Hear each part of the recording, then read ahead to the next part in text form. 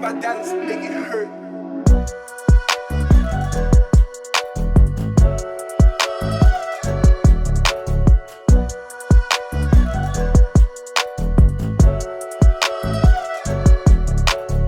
Alright, so hello everyone, कैसे सभी लोग? आई होप कि आप सब लोग सेफ होंगे and welcome back to the channel. आज आप सभी लोगों का फेवरेट चैप्टर जो है हम करने वाले हैं, विच इज लाइफ प्रोसेसेस। मतलब इस चैप्टर को लेकर जो डिमांड है, भैया लाइफ प्रोसेसेस बस आप एक बार करवा दो, हमारा पूरा बायो सॉर्ट हो जाएगा। वैसे तो नहीं होने वाला है, क्योंकि अभी हमें हेरिडिटी भी पढ़ना है और इसके बाद में फिर हमें रिप्रोडक्शन भी पढ़ना होगा। लेकिन ये एक बहुत ही इंपॉर्टेंट चैप्टर है आपके एग्जाम पॉइंट ऑफ व्यू से, हर पॉइंट ऑफ व्यू से, ठीक है। क्योंकि इस चैप्टर के अंदर ना आपको बेसिक चीज़ें भी पता चलती हैं कि भाई साहब हमारी बॉडी में एक्चुअली हो क्या रहा होता है। और ये चैप्टर इन जनरल भी बहुत ज़्यादा इंटरेस्टिंग है, तो हम बिना टाइम वेस्ट करे इस चैप्टर को स्टार्ट करते हैं। इस चैप्टर के अंदर अपने आप में ही 4-5 और चैप्टर्स हैं, जैसे कि सबसे पहले हम पढ़ते हैं न्यूट्रिशन के बारे में, कि हम खाना कैसे खाते हैं। फिर हम पढ़ते हैं डाइजेशन के बारे में, कि जो खाना हम खाते हैं वो पचता कैसे है। फिर हम बात करते हैं रेस्पिरेशन के बारे में, कि भाई साहब जो खाना हमने खाया है वो क्यों खाया है, तो वो इसलिए खाया है क्योंकि हमको एनर्जी की ज़रूरत है। तो रेस्पिरेशन में हम एनर्जी की बात करते हैं। फिर वो एनर्जी ट्रांसपोर्ट कैसे होती है, और फिर उसके बाद में जो वेस्ट होता है वो निकलता कैसे। तो ये सारी की सारी अलग प्रोसेसेस हैं जो कि हम पढ़ने वाले हैं, और बहुत ही कमाल का ये चैप्टर है। So sit back, relax and you are going to enjoy this chapter. Class start करने से पहले एक बहुत ही इंपॉर्टेंट चीज़ मैं आप सभी लोगों को बता देना चाहता हूं कि कल शाम 6 बजे जो है हम लोग लाइव प्रोसेस की क्लास करने वाले हैं, जो कि एक लाइव क्लास होने वाली है। पहली चीज़। दूसरी चीज़, ये कंप्लीटली फ्री क्लास रहने वाली है। इस क्लास के लिए कोई भी चार्ज नहीं है। आपको सिर्फ नीचे दी हुई लिंक में जाके एनरोल करना है और वहाँ पर एक कोड एंटर करना है, जिस कोड का नाम है AP01। बस इतना ही करने से आप इस क्लास के अंदर एनरोल हो जाएंगे। पहली बात, ये लाइव क्लास है। दूसरी बात, ये कंप्लीटली फ्री क्लास है और इसके अंदर हम लोग हर एक चीज़ को बिल्कुल प्रॉपर डिटेल में कवर करने वाले हैं, ठीक। आपकी पूरी एनसीईआरटी से हम लोग चीज़ें कवर करेंगे। वहाँ पर यार सिर्फ मैं पढ़ाऊंगा ही नहीं, तो हम बिल्कुल इंटरैक्ट भी करने वाले हैं, क्योंकि वो एक लाइव सेशन होगा, ठीक। वहाँ पर मैं आपको पोल्स भी दूंगा, जो भी मैं सवाल आपसे पूछूंगा, तो एक बहुत ही इंटरैक्टिव सेशन होने वाला है। पिछले साल भी हमने ऐसे ही काफ़ी तगड़े तगड़े सेशंस किए थे और इनफैक्ट रोज़ किए थे एग्जाम के टाइम पे। लेकिन अभी मैं चाहता हूँ कि मैं स्टार्टिंग से तुम्हारा जो कोर्स है वो बिल्कुल लाइन अप करके चलूँ, ताकि तुम्हें बाद में कोई भी दिक्कत ना आए। तो यार देखो, एक बहुत अच्छी अपॉर्चुनिटी है, क्योंकि मैं हमेशा बोलता हूँ कि जब आप क्लास को लाइव अटेंड करते हो ना, तो बहुत मज़ा आता है, ठीक। और मैं चाहता था कि आपका मैथ्स जो है वो लाइव तरीके से हो। लिंक आपको नीचे डिस्क्रिप्शन में मिल जाएगी। कंप्लीटली फ्री क्लास है। जिसने अभी तक एनरोल नहीं किया, पहले एनरोल करके आ जाओ, नहीं तो बाद में भूल जाओगे, ठीक। और फिर लेक्चर आगे हम कंटिन्यू करते हैं, ठीक है। तो यूज़ कोड AP01, इस कोड से आप एनरोल हो जाओगे। फ्री क्लास रहने वाली है। एनसीईआरटी कवर करेंगे हम, रियल नंबर्स पढ़ेंगे, उसके सवाल करेंगे, और फिर मैं आपको कुछ सवाल भी दूंगा जहाँ पर आप वहाँ पर लाइव मुझे उसका आंसर भी बता सकते हैं, ठीक। वापस कह रहा हूँ, अच्छा मौका। और ऐसे ही हम लोग इसके बाद में फिर पॉलिनोमियल्स पढ़ने वाले हैं। इसी तरीके से फिर हम लोग लीनियर इक्वेशंस भी पढ़ेंगे, ठीक। तो हम हर एक चैप्टर को डिटेल में इसी तरीके से पढ़ने वाले हैं, वो भी लाइव, ठीक है। तो यार एक अच्छा मौका है, इसको ग्रैब करना बिल्कुल से मत भूलना। लिंक नीचे डिस्क्रिप्शन में मिल जाएगी। इसी के साथ साथ इस चैप्टर के यानी कि लाइफ प्रोसेसेस के आपको डिजिटलाइज्ड हैंड रिटन नोट जो है वो भी लिंक आपको डिस्क्रिप्शन में मिल जाएगी। आप उन्हें जाकर डाउनलोड कर लेना। हर एक टॉपिक के डिटेल्ड नोट्स आपकी एनसीईआरटी से विथ एवरीथिंग आपको डिस्क्रिप्शन में देखने को मिल जाएंगे। उन्हें जाकर डाउनलोड कर लेना, क्योंकि ये जो नोट्स हैं सिर्फ सिंपल नॉर्मल नोट्स नहीं है, इनके अंदर आपको प्रीवियस ईयर क्वेश्चंस भी देखने को मिलते हैं। और ये जो प्रीवियस ईयर के आपके सवाल हैं, इन सबको छाट के जो है वो इसके अंदर डाला गया है। तो काफ़ी मेहनत लगाई गई है तुम्हारे नोट्स के अंदर, लेकिन आपको आपकी तरफ से कुछ भी पे इसके लिए नहीं करना है। ये एक फ्री, एक नहीं, मतलब ये सारे आपके फ्री नोट्स होने वाले हैं, ठीक है। Very good. तो पहली चीज़ तो ये हो गई। अच्छा, दूसरी चीज़, जो रियल नंबर्स हम कल पढ़ेंगे उस चैप्टर के नोट्स आपको ऑलरेडी अवेलेबल हैं। हाँ, बिल्कुल सही सुन रहे हो। जो चैप्टर हम लोग कल पढ़ने वाले हैं, उस चैप्टर के जो नोट्स है ना, उनकी भी लिंक आपको नीचे डिस्क्रिप्शन में मिल जाएगी। आप उन्हें जाकर पढ़ लेना, क्योंकि कल जो हम पढ़ने वाले हैं वो उन्हीं से पढ़ने वाले हैं, उसी का कंटेंट हम लोग यूज़ करने वाले हैं। तो तुम्हारे पास में एक दिन पहले से ही ऑलरेडी नोट्स होने चाहिए। तो मैंने आपको ये बता दिया है कि आपको सबसे पहले तो क्या करना है। सबसे पहले तो नीचे जो लिंक है वहाँ पे जाकर एनरोल करना है, और फिर उसके बाद में जो नोट्स है वो डाउनलोड कर लेना। हम लोग मस्त पढ़ेंगे, लाइव पढ़ेंगे, ओके। इसी के साथ साथ जो भी आपके सारे अपडेट्स आते हैं चैनल से रिलेटेड, वो मेरे चैनल पे आते, मतलब मेरे इंस्टाग्राम अकाउंट पर आते हैं। साथ ही साथ में पढ़ के इंस्टाग्राम अकाउंट पर भी आते हैं। और मैंने मेरे इंस्टाग्राम अकाउंट के ऊपर एक हाईलाइट बना के रखी, क्रिएट करके रखी, जहाँ पर जाकर आप जो है वो नोट्स डाउनलोड कर सकते हो, ठीक है। एमिनेम मोड जो है वो ऑन हो गया था। फाइनली हमारा चैप्टर जो है वो स्टार्ट होता है। आई नो कि हमने थोड़ा सा लेट इसको स्टार्ट किया, लेकिन इसके पहले जो इन्फो मैंने तुमको दी है वो देना बहुत ज़्यादा ज़रूरी थी, क्योंकि मैं नहीं चाहता हूँ कि तुम कोई भी क्लास को एटलीस्ट मिस आउट करो, ठीक है। तो अब बात करते हैं, देखो बेसिक लेवल से चालू करते हैं। What our life processes? मुझे एक बात बताओ, हमारे जीवन के अंदर जिन भी क्रियाओं की हमें ज़रूरत पड़ती है जिंदा रहने के लिए, जीवित रहने के लिए, ठीक, ऐसी प्रोसेसेस जो कि हमें जिंदा रख रही हैं, जो कि हमारी लाइफ चला रही हैं, उन्हें हम क्या कहते हैं? उन्हें हम कहते हैं लाइफ प्रोसेसेस। अच्छा, the processes that are necessary for an organism to stay alive. भाई ऐसी प्रोसेसेस जो कि एक मनुष्य के, एक इंसान के, या फिर किसी भी ऑर्गेनिज्म के जीवित यानी कि जिंदा रहने के लिए ज़रूरी है, उसे हम कहते हैं लाइफ प्रोसेसेस। ठीक है, जैसे कि न्यूट्रिशन हो गया, भाई खाना खाना इंपॉर्टेंट है नहीं है? अच्छा, रेस्पिरेशन हो गया, भाई जो खाना हमने खाया उससे एनर्जी निचोड़ना इंपॉर्टेंट है कि नहीं है? बिल्कुल है। क्यों है? क्योंकि अगर एनर्जी हमने नहीं निचोड़ी तो फिर खाना खाने का मतलब कुछ नहीं रहेगा, और हम यूं ही 4-5 दिनों के अंदर अंदर जो है वो बिल्कुल ख़त्म से हो जाएंगे। क्यों? क्योंकि हमारे पास एनर्जी नहीं है कि नहीं? तो ये सारी आपकी जो प्रोसेसेस होती हैं, ये सारी हमारे लिए बहुत इसेंशियल है। अब ये एक एक करके हम पढ़ेंगे, ठीक है? अच्छा, इसी के साथ साथ हम लोग हमारा पहला टॉपिक चालू करने वाले हैं, विच इज़ न्यूट्रिशन। अब न्यूट्रिशन क्या चीज़ है? पढ़ो ज़रा। The process by which the living organisms receive and utilize the food materials necessary for their survival, growth and repair of worn out tissues is called nutrition। यानी कि ये आपकी एक ऐसी प्रोसेस, जिस प्रोसेस के अंदर जो है पहले हम फूड को ऑब्टेन करते हैं, ठीक है, रिसीव करते हैं, और फिर उसको यूटिलाइज करते हैं। ठीक, सबको पता है हम खाना खाते हैं, राइट? तो हम वो जो खाना खा रहे हैं उस खाने को हम यूटिलाइज करने वाले हैं। क्यों करने वाले हैं? क्योंकि उसी खाने से हम एनर्जी निचोड़ने वाले हैं। समझ रहे हो ना वाइब को? Very good.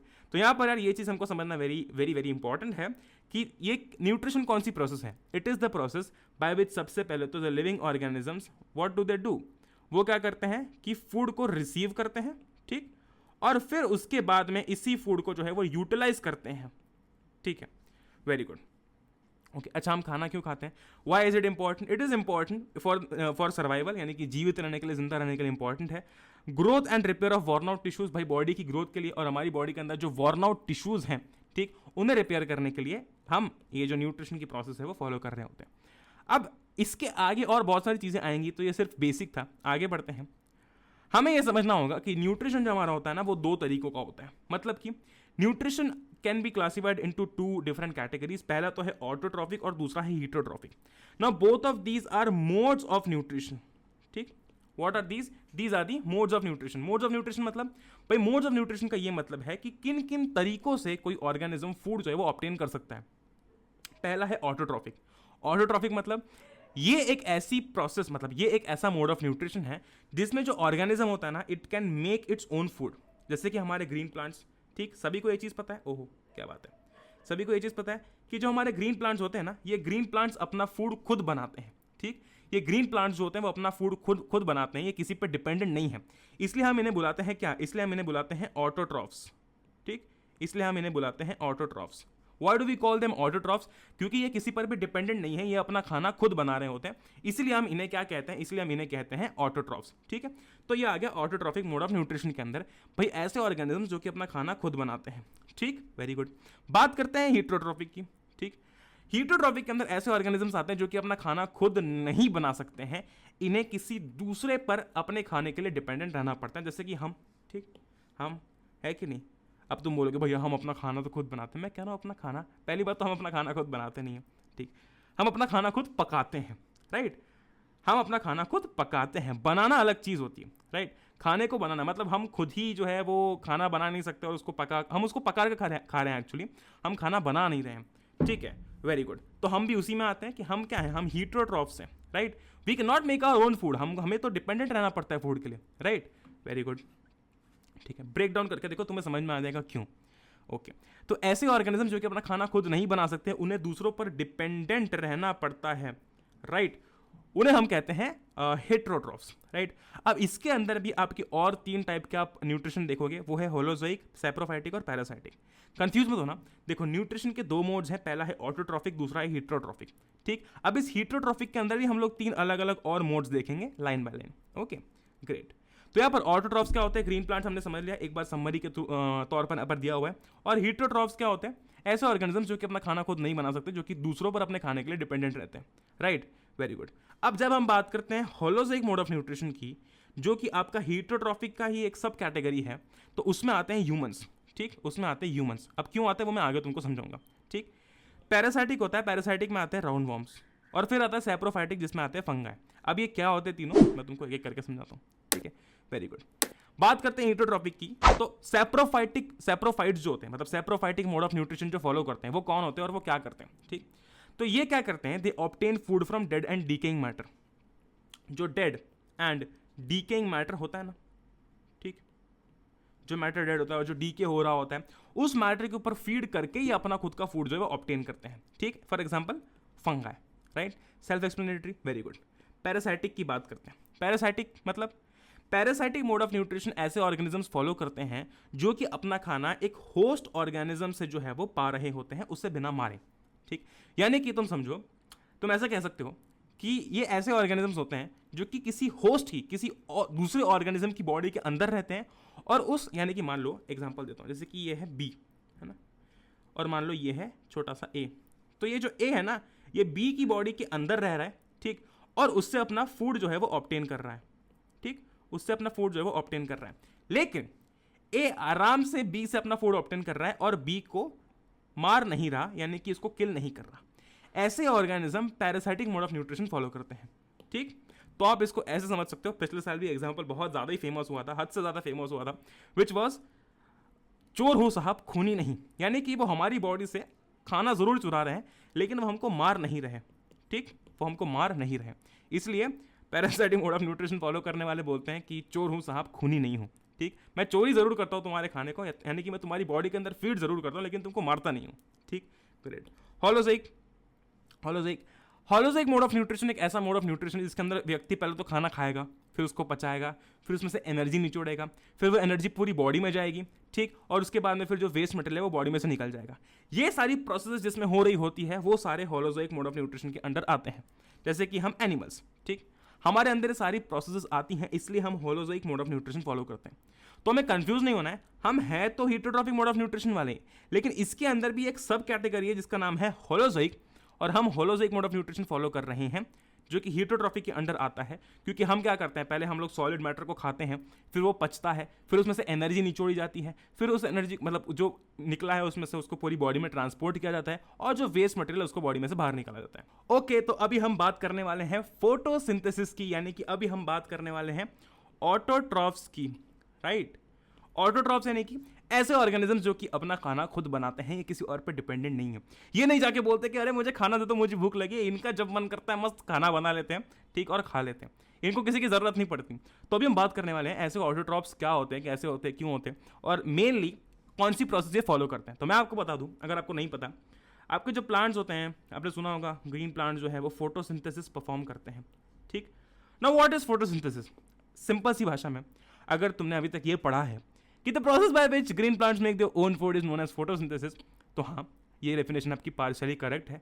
लेकिन अभी 10वीं के अंदर हम लोग कुछ और चीज़ें एक्स्ट्रा पढ़ने वाले हैं, यानी कि द प्रोसेस इन विच, ध्यान से मेरी बात को सुनना, द प्रोसेस इन विच, मैं पॉइंट वाइज लिखते जा रहा हूँ, ठीक है। द प्रोसेस इन विच, सबसे पहले तो ग्रीन प्लांट्स, ठीक, ऐसे डेफिनेशन को याद किया करो। The process in which green plants make their own food, ठीक, मेक ओन फूड, ये एक पॉइंट में आ गया, ठीक है, मेक देयर ओन फूड, ठीक, with the help of raw materials, with the help of raw materials like carbon dioxide and water, ठीक है, carbon dioxide of water, in the presence of sunlight and chlorophyll, is known as what? Is known as photosynthesis, ठीक। अब हो गई आपकी definition पूरी, एक बार repeat करेंगे ताकि तुम्हें आसानी से समझ में आ जाए। द प्रोसेस इन विच, ऐसी प्रोसेस जिसके अंदर, the process in which green plants make their own food with the help of raw materials like carbon dioxide and water in the presence of what? Sunlight and chlorophyll, is called photosynthesis, ठीक है। तो ये आपकी हो गई एक proper definition photosynthesis की, ठीक है। अभी जो हमने डेफिनेशन पढ़ी है उसको जरा हम ध्यान से देखते हैं। देखो जरा, the process by which green plants make their own food from carbon dioxide and water by using sunlight energy in the presence of chlorophyll is called photosynthesis। तो तुमको ये चीज़ याद रखनी है कि सबसे पहले तो CO2 की ज़रूरत पड़ती है, H2O की ज़रूरत पड़ती है, ठीक है, क्लोरोफिल तो होता ही है, खैर, तो in the presence of chlorophyll होगा, एंड सनलाइट की ज़रूरत पड़ती है, ठीक। ये सारी चीज़ें आपकी इसेंशियल होती हैं फॉर व्हाट? For photosynthesis. समझ रहे हो बात को? वेरी गुड, ठीक है, वेरी गुड। तो हमको ये चीज़ समझनी होगी। अच्छा, अब यार होता क्या है, देखो जनरली होता क्या है कि फोटोसिंथेसिस के अंदर ना बेसिकली एक ऐसी प्रोसेस है जहाँ पर ग्रीन प्लांट्स अपने खुद का फूड बना रहे हैं, ठीक। तो इन्हें ना कार्बन डाइऑक्साइड और पानी जो है ये एज रॉ मटेरियल लगता है। अब सबको पता है, ठीक है, ब्रेक डाउन करते हैं। देखो यहाँ पर जनरली ना आपके ग्रीन पार्ट्स में जो है वो फोटोसिंथेसिस होता है। तो मेनली अभी हम लीव्स की बात करते हैं, ठीक, मेनली अभी हम लीव्स की बात करते हैं कि यहाँ पर आपका फोटोसिंथेसिस हो रहा है, ठीक है, ग्रेट। इन्हें किस किस चीज़ की जरूरत पड़ती है फोटोसिंथेसिस को परफॉर्म करने के लिए? पहले तो जरूरत पड़ेगी कार्बन डाइऑक्साइड की एंड दूसरी जरूरत पड़ेगी पानी की, ठीक। ये आपके दो रॉ मटेरियल्स हैं, ठीक है। CO2 कहाँ से ऑब्टेन करेंगे भाई? आसान है इनके लिए, एटमॉस्फेयर में CO2 बहुत प्रेजेंट है, तो ये वहाँ से जो है अपना CO2 जो है वो इनटेक कर सकते हैं, वेरी गुड, ठीक है, वेरी गुड। जब हम बात करते हैं पानी की, तो जो पानी है ना वो ऐसे नीचे से यहाँ पर ऊपर ट्रैवल कर पाता है। अब वो कैसे ट्रैवल करता है, वो कैसे करेगा, वो हम लोग ट्रांसपोर्टेशन में पढ़ेंगे। लेकिन इतना समझ लो कि यहाँ पर ना अब CO2 एंड H2O दोनों जो है वो पहुंच चुके हैं, ठीक, दोनों जो है वो पहुंच चुके हैं। अच्छा, यहाँ पर क्लोरोफिल ऑलरेडी प्रेजेंट होता है। क्यों? क्योंकि जो आप प्लांट्स के अंदर जो ग्रीन कलर देखते हो ना वो इस क्लोरोफिल नाम के पिगमेंट के कारण ही होता है, ठीक। The green colour of the leaves is due to a pigment called chlorophyll, तुमने पढ़ा भी होगा ये बचपन में, ठीक है। तो ये क्लोरोफिल के कारण जो है वो ग्रीन जो कलर होता है वो होता है, ठीक है। तो यहाँ पर आपका क्लोरोफिल ऑलरेडी प्रेजेंट है, CO2 और H2O भी वहाँ पर पहुँच गए, ठीक है। तो अब पार्टी स्टार्ट हो जाएगी, ठीक है, अब पार्टी स्टार्ट होने वाली है। Okay great. लाइट तो ऑफकोर्स आ ही रही है, लाइट की कोई कमी नहीं है, ठीक, लाइट की कोई कमी नहीं है, ठीक। तो इस तरीके से आपकी यहाँ पर ये प्रोसेस जो है वो होने वाली है। Okay very good. अब ये जो प्रोसेस होती है ना ये एक रिएक्शन है, ठीक, ये एक रिएक्शन है और इस रिएक्शन का कुछ ना कुछ फॉर्मूला जरूर होगा, बिल्कुल है। तो मैं आपको दिखाता हूँ, ध्यान से देखना, ठीक है, ध्यान से देखना। ये है आपकी पूरी रिएक्शन, ठीक, ये है आपकी पूरी reaction. There 6 CO2 plus 6 H2O, basically balanced है इसलिए यहाँ पर 6 आगे लगा हुआ है। बाकी तुमको CO2 H2O याद करना तो तुम वैसे कर सकते हो, लेकिन बैलेंस जरूर करके आना, ठीक। यहाँ पर हो रहा है फोटोसिंथेसिस, यहाँ पर फोटोसिंथेसिस लिखा है, लेकिन अगर तुम चाहो तो यहाँ पर लिखो सनलाइट एंड क्लोरोफिल, ठीक। क्यों? क्योंकि तुम्हें बताना है कि इस रिएक्शन के अंदर सनलाइट और क्लोरोफिल दोनों की बहुत ज़रूरत पड़ी है, ठीक, दोनों की बहुत ज़रूरत पड़ी है, ठीक। तो मैं लिख देता हूँ क्लोरोफिल, ठीक है, ठीक, वेरी गुड। अच्छा, रिएक्शन होने के बाद क्या बनेगा खाना। तो यहाँ पर बनता है आपका ग्लूकोज, ठीक, यहाँ पर क्या बनता है आपका ग्लूकोज।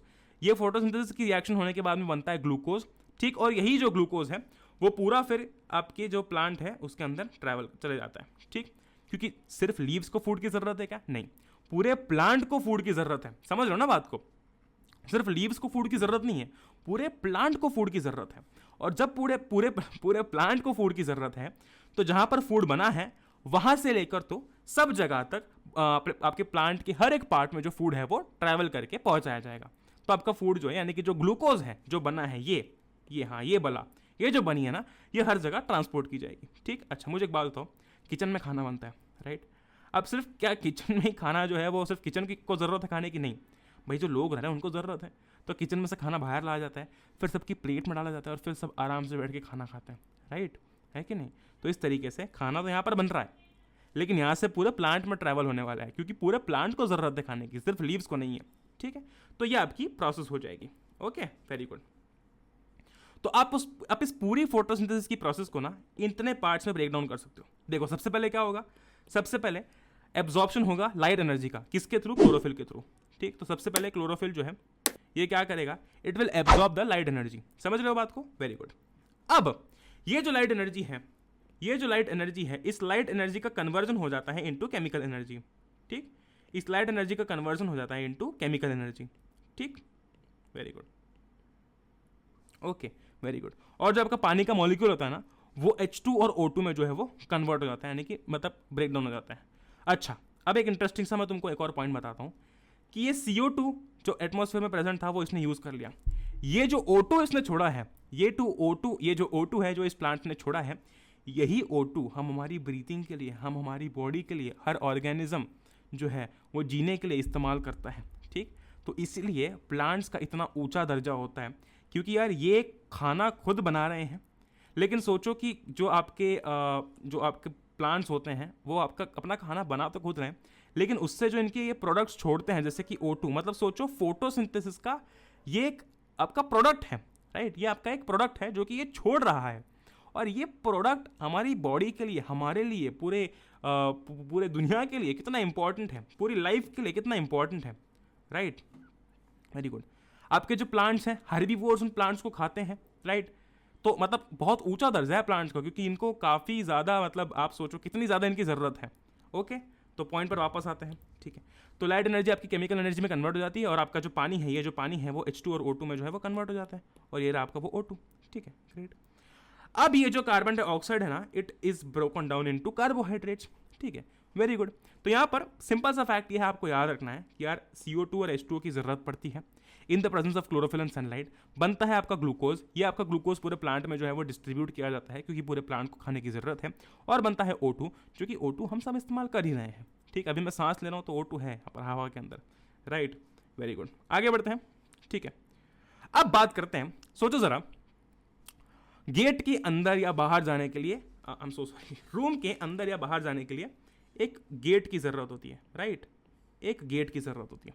ठीक, यानी कि ये जो रूम है, इस रूम से अगर मैं बाहर जाता हूँ तो मुझे गेट की ज़रूरत पड़ेगी, मैं खिड़कियों से कूद के नहीं जा सकता, मुझे गेट की ज़रूरत है, राइट। सिमिलरली सोचो, जब प्लांट के अंदर, लीफ के अंदर कुछ काम हो रहा है, कोई प्रोसेस हो रही है लाइक फोटोसिंथेसिस, तो वहाँ पर ये जो कार्बन डाइऑक्साइड बाहर से आया है, ठीक, ऐसी जो गैसेस बाहर से आ रही हैं, या फिर अंदर से जो O2 बाहर निकल रहा है, वो निकल कैसे रहे होंगे?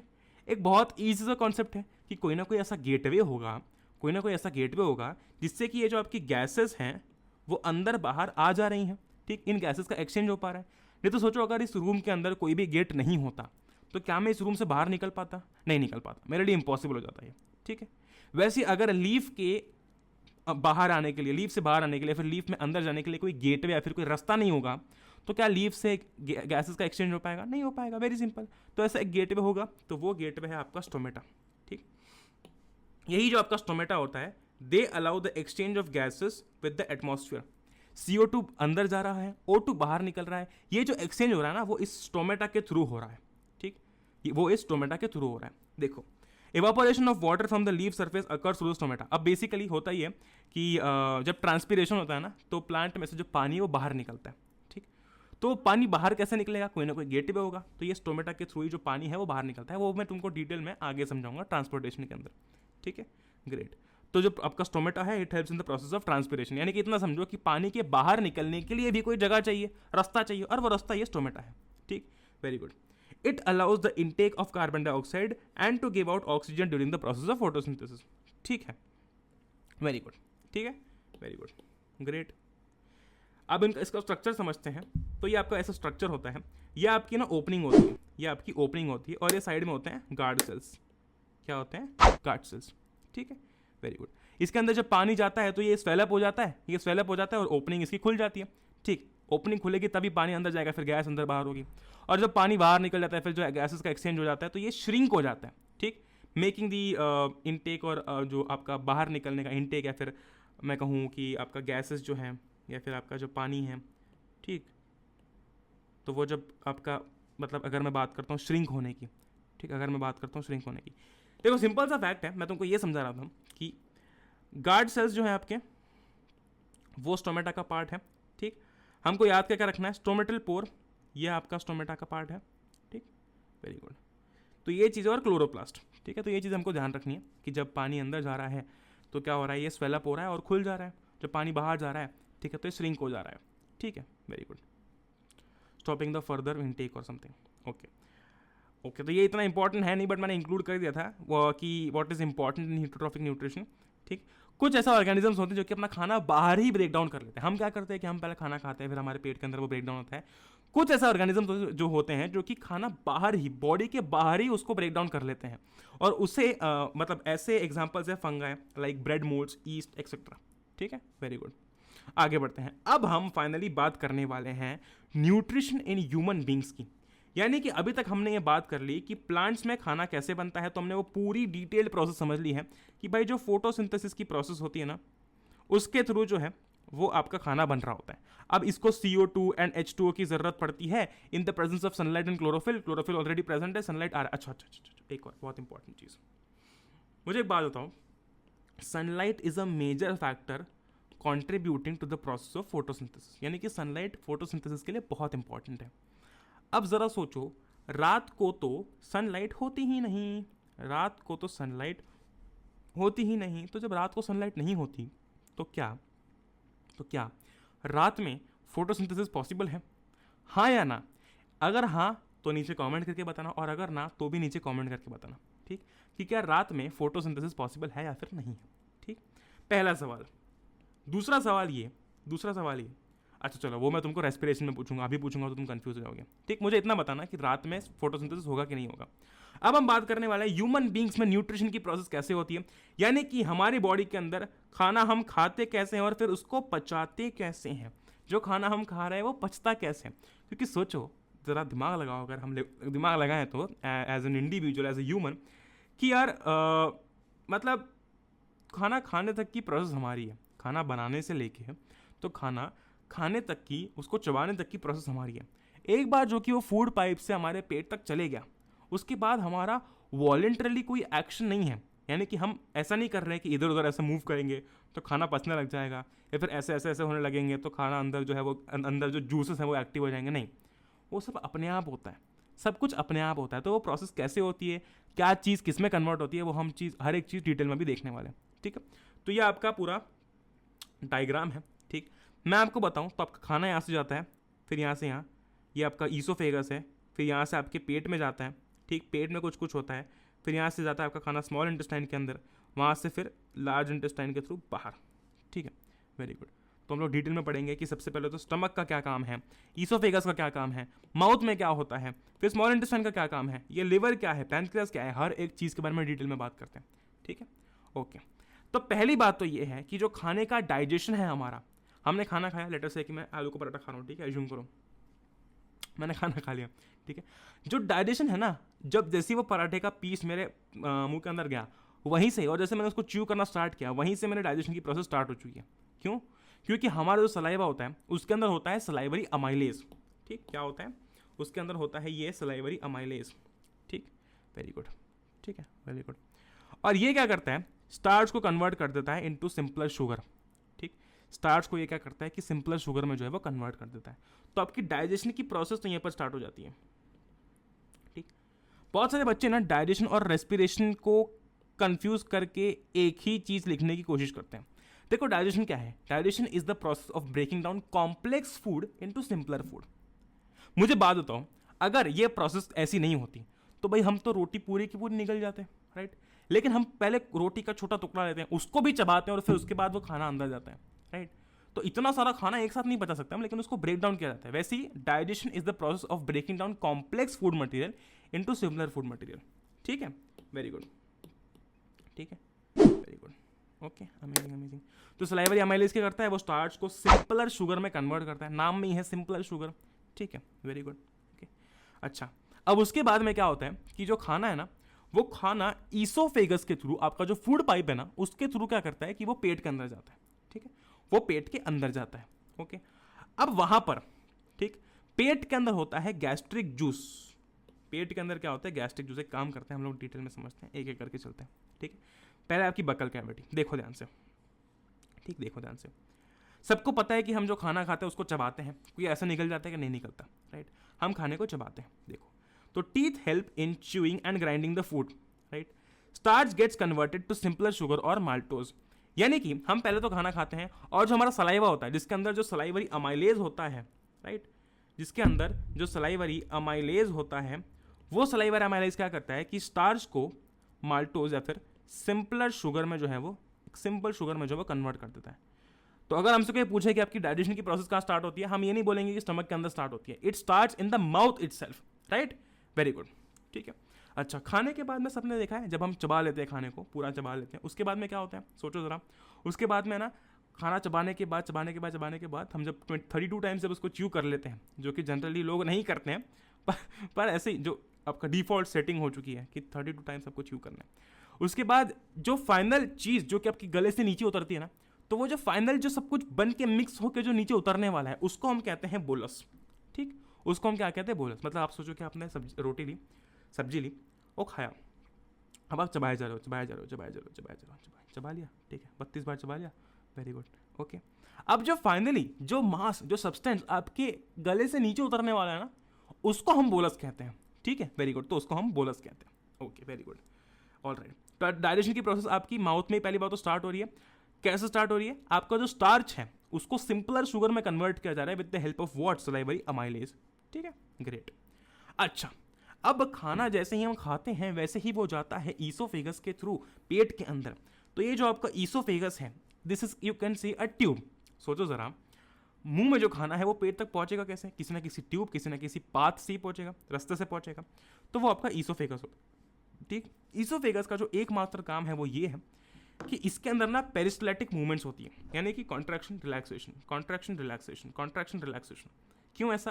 क्योंकि जो खाना हमने खाया है उस खाने को नीचे पास डाउन किया जाता है इसके इस पेरिस्टैल्टिक मूवमेंट्स से। ठीक, वेरी गुड। तो जो हमने खाना खाया, अब वो यहाँ से जब नीचे जा रहा है तो इसकी पेरिस्टैल्टिक मूवमेंट्स के कारण, इसके पेरिस्टैल्टिक मूवमेंट्स के कारण क्या हो रहा है कि खाना जो है वो धीरे धीरे नीचे पास ऑन हो रहा है। अच्छा, दूसरी पहली बहुत ही इंपॉर्टेंट चीज़ हम समझ गए कि ईसोफेगस का काम क्या है। ईसोफेगस का काम क्या है? Peristaltic movements. ठीक, वेरी गुड।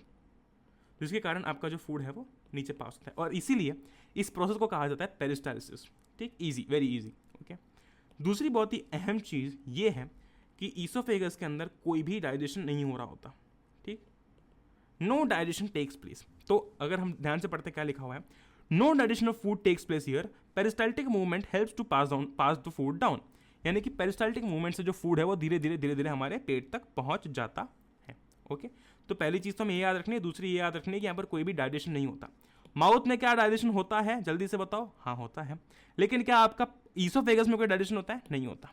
ठीक, अब ईसोफेगस के बाद में आता है आपका डायरेक्टली स्टमक।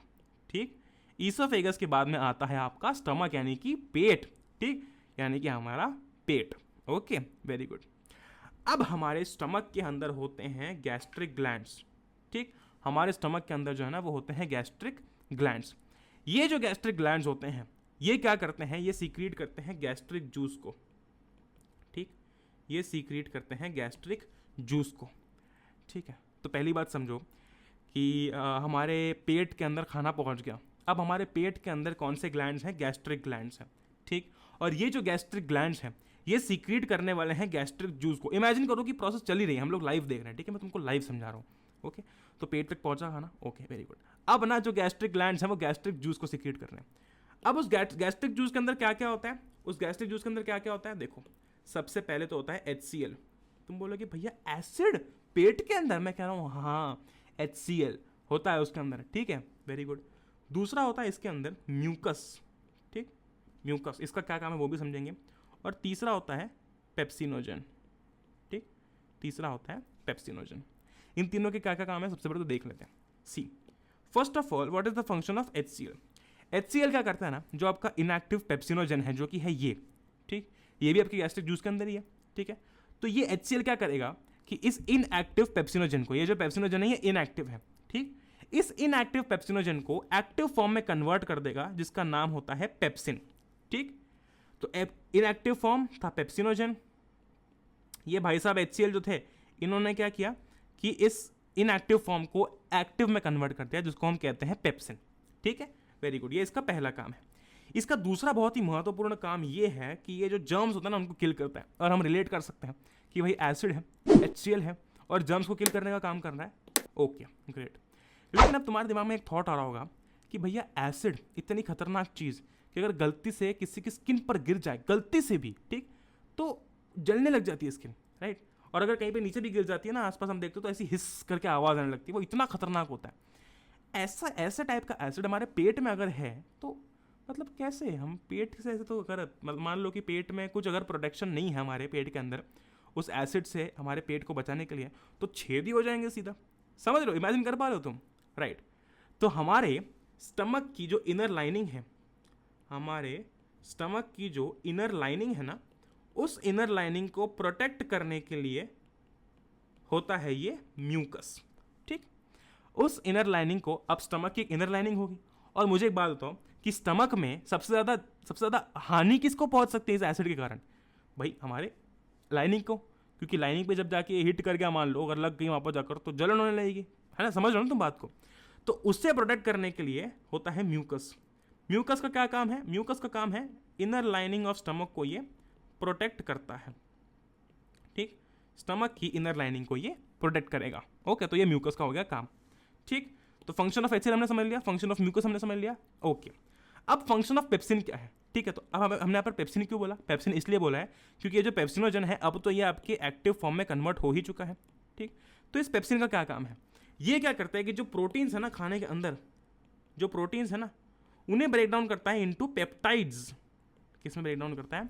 उन्हें ब्रेक डाउन करता है इनटू पेप्टाइड्स। ठीक, तो एक एक करके हमने ना स्टमक के अंदर जितनी भी आपकी चीज़ें हैं, आपके स्टमक के अंदर का जो गैस्ट्रिक ग्लैंड्स हैं जो गैस्ट्रिक जूस को सीक्रेट कर रहे हैं, वो हमने पूरा डिटेल में समझ लिया है। सबसे पहले तो क्या, सबसे पहले तो ये सीक्रेट करता है गैस्ट्रिक जूस को, राइट, ये सीक्रेट करता है गैस्ट्रिक जूस को। ओके, अब इसके अंदर क्या क्या होता है? इसके अंदर होता है पहले तो HCl, फिर होता है इसके अंदर म्यूकस, और उसके बाद में साथ साथ होता है पेप्सिनोजन। ठीक है, अरे क्या बात है, वेरी गुड। ठीक, अच्छा, समझने वाली बात ये है कि HCl का क्या काम है? सबसे पहले तो ये क्या करेगा कि इनएक्टिव पेप्सिनोजन को पेप्सिन में कन्वर्ट कर देगा। दूसरा ये क्या करेगा कि जो आपके पेट के अंदर जो आपके जर्म्स आए हैं ना उन्हें किल कर देगा। ठीक है, खत्म कर देगा पूरा। उसके बाद आता है म्यूकस। म्यूकस का क्या रोल है भाई? ये जो HCl साहब हैं जो हमारे पेट के अंदर, ठीक है, तो वो स्टमक की इनर लाइनिंग को इससे प्रोटेक्ट करेगा। ठीक, और फिर आता है पेप्सिन। पेप्सिन क्या करता है कि प्रोटीन जो आपके आए हैं खाने में उन्हें पेप्टाइड्स में ब्रेक डाउन कर देता है। ठीक है, अरे क्या बात है, शाबाश। आगे बढ़ते हैं। अब रोल आता है स्मॉल इंटेस्टाइन का। ठीक, अब किसका रोल आता है? अब रोल आता है स्मॉल इंटेस्टाइन का। देखो जरा क्या होता है कि स्मॉल इंटेस्टाइन जो है ना, इट रिसीव्स अलग अलग जगहों से अलग अलग जूसेस। ठीक, जैसे कि it receives bile juice from liver. ठीक, बाइल जूस फ्रॉम लिवर। ठीक, तो ये जो स्मॉल इंटेस्टाइन है it will receive bile juice from liver. Also it receives pancreatic juice, it receives pancreatic juice from pancreas. समझ रहे हो बात को, राइट? तो सबसे पहले जो हमारा स्मॉल इंटेस्टाइन है ये भी एक बहुत इंपॉर्टेंट पार्ट है आपके डाइजेशन का।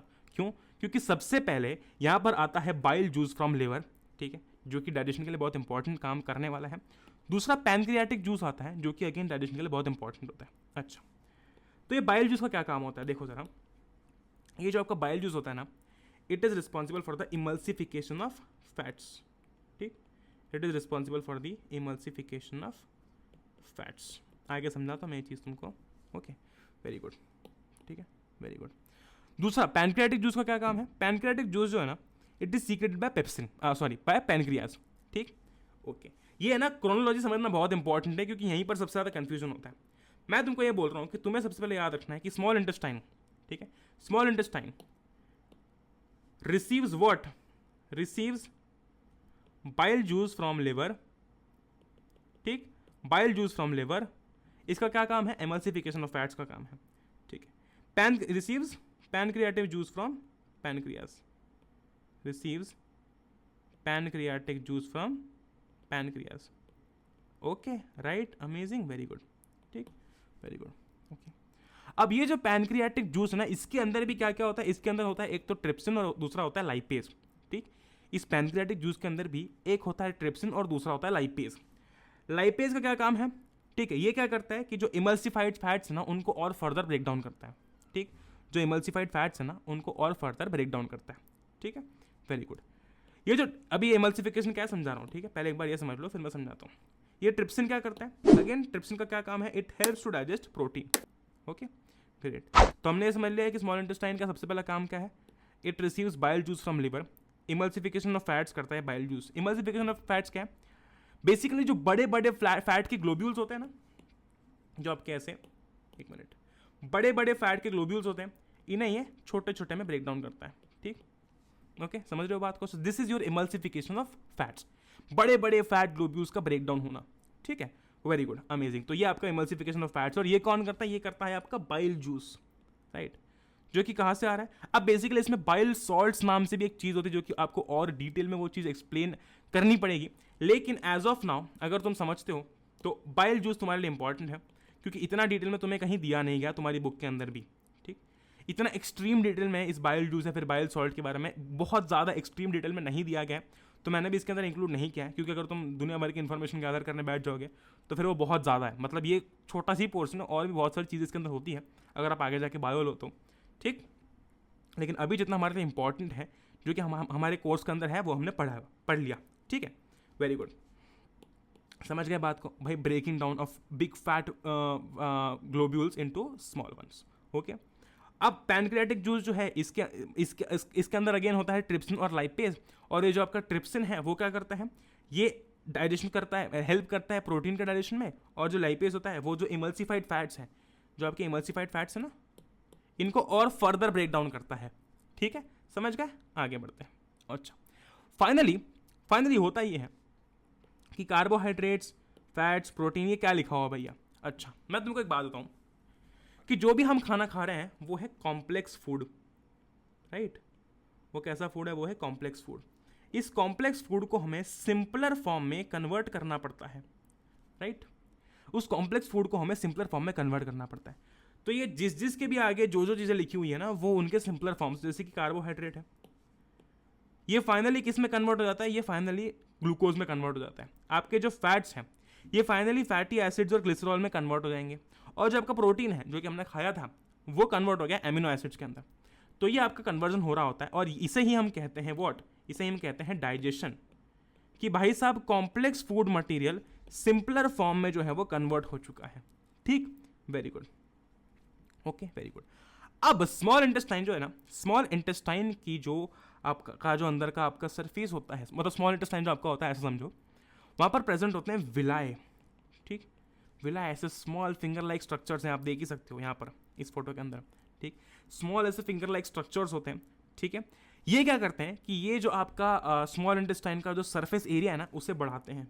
ठीक, उसे इंक्रीज करते हैं। ठीक, सबसे पहला पॉइंट क्या था कि these are finger like projections, what, these are finger like projections and they do what, ये क्या करता है, सबसे पहले इनका काम क्या है, सबसे पहले इनका काम ये है कि ये स्मॉल इंटेस्टाइन का जो सरफेस एरिया है ना उसको बढ़ाते हैं। ठीक, वेरी गुड। ये इनका काम है क्या भैया, ये है क्यों यहाँ पर, मैं बता रहा हूँ तुमको, रुको जरा। पहला पॉइंट तो ये हो गया तुम्हारा। दूसरा, the villi are richly supplied with blood vessel. तुम सोचो एक छोटी सी बात, अगर एक फैक्ट्री है, ठीक, अगर एक फैक्ट्री है, ओके, अच्छा चलो फैक्ट्री भी नहीं है, आइडेंटिफाई करो क्या है। मान लो एक जगह है जहाँ पर ऐसे बहुत सारे ट्रक्स खड़े हुए हैं, ठीक, बहुत सारे ऐसे ट्रक्स खड़े हुए हैं, ठीक, तो वो जगह कैसी होगी भाई, वो एक ट्रांसपोर्ट वाली जगह होगी। क्यों, क्योंकि वहाँ से कुछ ना कुछ ऐसी चीज़ बन के बाहर निकल रही है। लेट अस से कि कोई फैक्ट्री है जहाँ से आपके बिस्किट्स बन के बाहर निकल रहे हैं, और वो सारे इन ट्रक्स में लोड होंगे और अलग अलग सिटीज़ में जाएंगे, राइट। तो तुमको इतने सारे ट्रक्स और इतनी सारी व्हीकल्स, इतनी सारी जो आपकी व्हीकल्स हैं वो वहीं पर दिखेंगी, ऐसी व्हीकल्स जो कि ऐसे ट्रांसपोर्ट का काम करती हैं, जहाँ पर भाई फैक्ट्री हो और जहाँ से जो है वो चीज़ें कैरी करके बाहर ले जाई हूँ, मतलब ट्रांसपोर्ट की जाती हूँ। वैसे ही जो आपकी ब्लड वेसल्स होती है ना, वो यहाँ पर इतनी रिचली सप्लाइड क्यों है। सोचो कि ये विलाय जो है, इनके पास इतना रिच सप्लाई क्यों होता है ब्लड वेसल का। कहीं ऐसा तो नहीं कि ये जो ब्लड वेसल है यहाँ पर इसलिए इतनी रिचली सप्लाइड है क्योंकि स्मॉल इंटेस्टाइन से अब जो फूड है वो आगे निकल के कहीं तो भी बॉडी में जाने वाला है। बिल्कुल ठीक, ये इसलिए इतनी रिचली सप्लाइड होती हैं ट्रांसपोर्टेशन के अंदर, वो मैं तुमको पढ़ाऊंगा ही, लेकिन अभी तुमको मैंने छोटा सा आइडिया दे दिया है। ठीक है, तीसरी चीज़, it helps in the absorption of digested food. अब जो खाना आपका पच चुका है, इसके एब्जॉर्प्शन के लिए जो है ये विलाय बहुत ही इंपॉर्टेंट है। ठीक, ये जो आपका विलाय है ये बहुत ही ज़्यादा इंपॉर्टेंट होता है। ठीक है, अच्छा जिसको नहीं पता मैं आपको बता दूं कि हमारी बॉडी ने क्या क्या चीज़ों को फॉलो किया। सबसे पहले हुआ इंजेशन, ठीक, यानी कि हमने खाने का इंटेक किया, फिर हुआ डाइजेशन, ठीक, फिर हुआ एब्जॉर्प्शन, ठीक है, यानी कि खाने को एब्जॉर्ब किया गया, फिर होगा एसिमिलेशन, राइट। अब भाई साहब आपने क्या किया कि खाना खा लिया, फिर पच गया, फिर वो एब्जॉर्ब किया गया, फिर पूरी बॉडी में ट्रांसपोर्ट किया गया। अच्छा, फिर फिफ्थ स्टेप आती है ईजेशन। ईजेशन में क्या होता है, वेस्ट मटेरियल जो कि हमारी बॉडी के लिए इंपॉर्टेंट नहीं है वो बॉडी से बाहर फेंक दिया जाता है। ठीक है, ग्रेट, तो हमने विलाय की बात करी। अच्छा, स्मॉल इंटेस्टाइन में जो आपका खाना है अब वो पच चुका है, ठीक, डाइजेशन वहाँ पर कंप्लीट हो चुका है, ठीक है, इसलिए वहाँ पर विलाय है। क्यों है वहाँ पर विलाय, मुझे बात बताओ एक, क्यों है वहाँ पर विलाय। क्योंकि ये जो विलाय है ये क्या करने वाले हैं, अब ये जो फूड के एब्जॉर्प्शन है उसमें हेल्प करने वाले हैं। देखो फूड का जो एब्जॉर्प्शन है ना, जो डाइजेस्ट हो चुका है फूड, इसको एब्जॉर्ब करने में हेल्प करेंगे, क्योंकि अब यहीं से देखा तुमने अभी ब्लड वेसल्स यहाँ पर रिचली सप्लाइड है, तो यहीं से अब जो आपका फूड है वो पूरी बॉडी में जाने वाला है। ठीक, समझ रहे हो बात को, वेरी गुड। इसलिए इतना रिचली सप्लाइड है विद ब्लड वेसल्स, क्योंकि ये विलाय कहाँ पर प्रेजेंट है अल्टीमेटली, ये आपका स्मॉल इंटेस्टाइन का सरफेस एरिया बढ़ा रही है। ठीक, ग्रेट। इसके बाद में आता है रीएब्जॉर्प्शन। यहाँ पर बेसिकली थोड़ा सा कट गया है, ओके कोई बात नहीं, मैं समझा देता हूँ तुमको। यहाँ पर कुछ नहीं हो रहा होता, सिर्फ पानी का रीएब्जॉर्प्शन होता है। इस पूरी प्रोसेस में कहीं ना कहीं जो पानी होता है उसे रीएब्जॉर्ब किया जाता है, ठीक। और उसके बाद में जो भी अनएब्जॉर्ब फूड होता है, ठीक है, जो कि हमारी बॉडी के लिए एसेंशियल नहीं है, जो कि हमें लगा कि अनएब्जॉर्ब है, इसको एब्जॉर्ब नहीं किया जा सकता, उसे एनस के थ्रू यहाँ से जो है वो फाइनली बाहर एक्सपेल आउट कर दिया जाता है, ठीक। तो आपका जो कह सकते हैं कि डाइजेशन हो गया खत्म स्मॉल इंटेस्टाइन में, वहाँ पर थे villi richly supplied with blood vessels, उन्होंने क्या किया, फूड के एब्जॉर्प्शन में हेल्प की। अब हमारा फूड पूरी बॉडी में जाने के लिए रेडी हो चुका है, ठीक। अच्छा डाइजेस्टेड फूड ही क्यों गया बॉडी के अंदर? क्योंकि वो सिंपलर फूड है, राइट। हमने कॉम्प्लेक्स को सिंपलर फूड में कन्वर्ट कर दिया है ताकि हम इस सिंपलर फूड से एनर्जी को निचोड़ सकें, ठीक। समझ गए बात को? Very good, okay. तो अब यहाँ पर आपका जो ये फूड है ये डाइजेस्ट हो चुका है स्मॉल इंटेस्टाइन के अंदर। लार्ज इंटेस्टाइन का काम ये होता है कि पानी के रीअब्जॉर्प्शन में काम करता है और फाइनली जो अनएब्जॉर्ब फूड होता है ना वो आपके एनस से जो है वो बाहर निकल जाता है। तो इसी के साथ साथ आपका ये जो डाइजेशन वाला पोर्शन है वो होता है समाप्त। इसके अंदर कुछ चीज़ें हैं छोटी सी जो कि मैं और आपको आगे समझाऊंगा क्योंकि उनकी लिंक रेस्पिरेशन, ट्रांसपोर्टेशन, एक्सक्रीशन से है। तो नीचे तुम कमेंट्स में ये मत बोलना कि भैया आपने ये चीज़ें कवर नहीं करवाई है।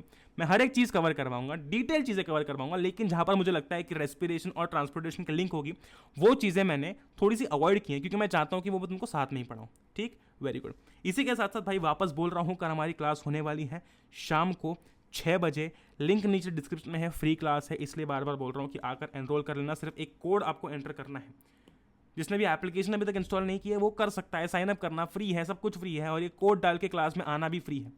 तो जब अच्छा मौका है लाइव आके पढ़ने का, भाई साहब इसको प्लीज़ मत गंवाना, ठीक। आपकी पिछले वाली बैच ने भी नहीं गंवाया था और मैं नहीं चाहता हूँ कि आप भी इस मौके को गंवाओ, ठीक है। मैंने आपको बताया था कि हज़ारों की तादाद में बच्चे आए थे, हमने रोज़ डेली 10 से 12 दिन मैथ्स की क्लास की थी और रोज़ हज़ारों बच्चे क्लास में रहते थे, ठीक।